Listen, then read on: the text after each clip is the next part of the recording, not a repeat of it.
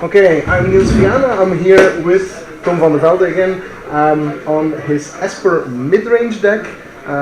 So this is a Gen 3 standard deck. It's our budget version of standard. Tom, could you please explain to us what kind of deck this is and what exactly it does or try to do? So I'm playing an Esper midrange or Esper good stuff deck that is basically designed, as most midrange decks are, to have shored up a lot of their weaknesses. So I'm trying to have a deck that, especially post-sideboard, can have an answer to every deck in the format.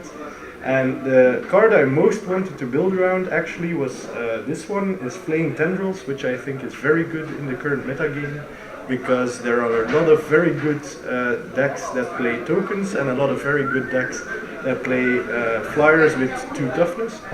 So I wanted to play Flaying Tendrils, but I also wanted to play a deck that could put pressure, which is hard to combine because you don't have a lot of creatures that actually, early creatures that survive Flaying Tendrils. So that's why I kind of tried to find creatures that work well with Flaying Tendrils, and those are Token Freeblade and Seeker of the Way, because Token Freeblade becomes a 3/3, and then Seeker of the Way has prowess, so when you cast the Flaying Tendrils it becomes a 3/3 and it doesn't die, and then my other creatures are all flyers and 2/3s. So none of my creatures actually die to Flaying Tendrils, so I can play a pressure game and still have this control element.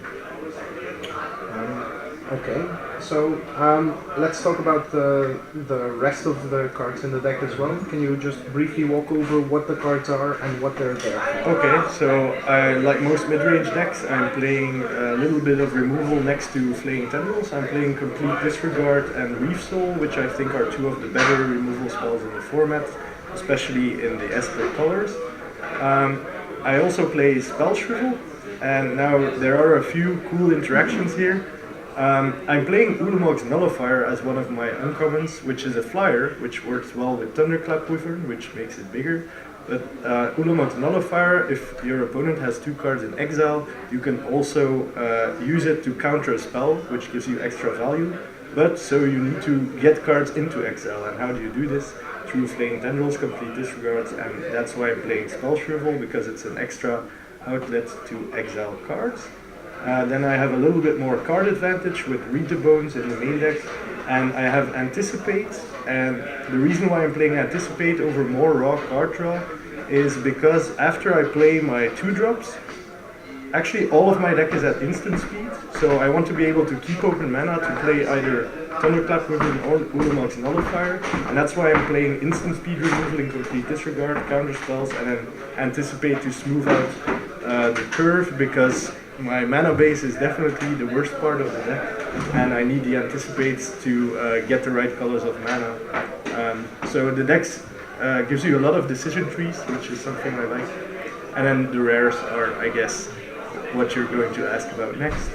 I'm playing 3 of the best rares in the format in Gideon, Dragonlord, Ojutai, and Wingmate Rock. All 3 basically just win you the game when you resolve them, which I think is what you want rares to do in this format.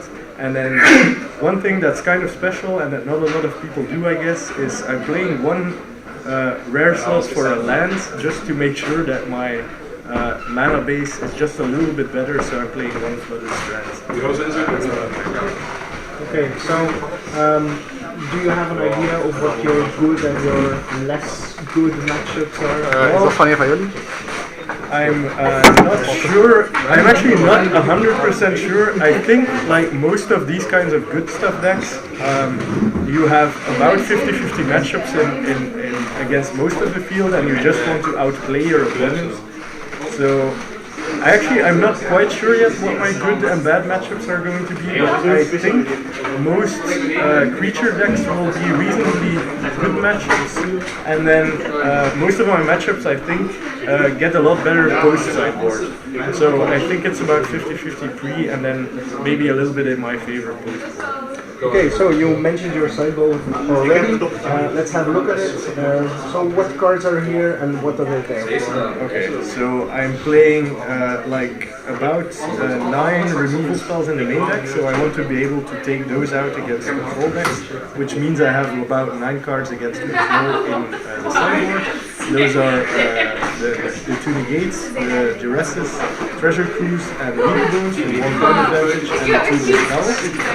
And then, other than those cards, I have some cards to shore up, some problematic cards. If I'm playing against decks with a lot of tokens, then I bring in the forced playing tendrils. Playing against creature decks, I bring in the extra pacifisms.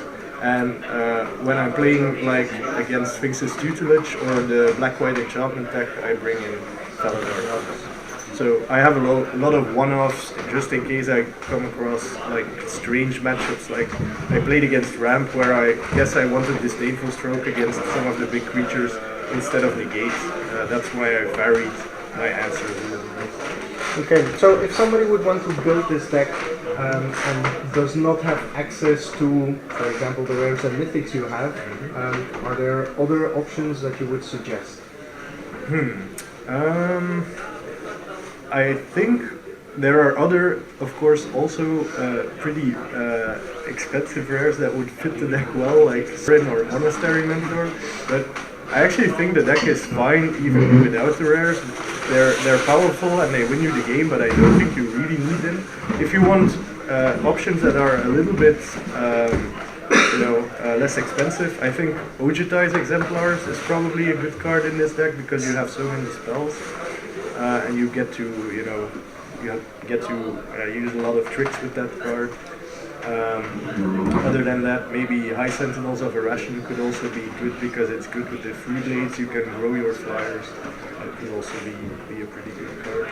Icefall Regent, I think, would also be good, but then you would probably have to play a second island to accommodate the double. Yeah. So you want to focus mostly on a hard-to-kill finisher for your rares. Yeah, I think so, yes. Then the last thing I would like to talk to you about is your mana base again. Other deck decks we've done so far have been 2-color aggro decks that really try to limit the number of lands they play that come into play tap. Now obviously for you that was less of a concern. Yes, less of a concern and also something I had to do. I actually wanted to play 10 tapped lands because I think 10 tapped lands is ideal for a mid-range deck.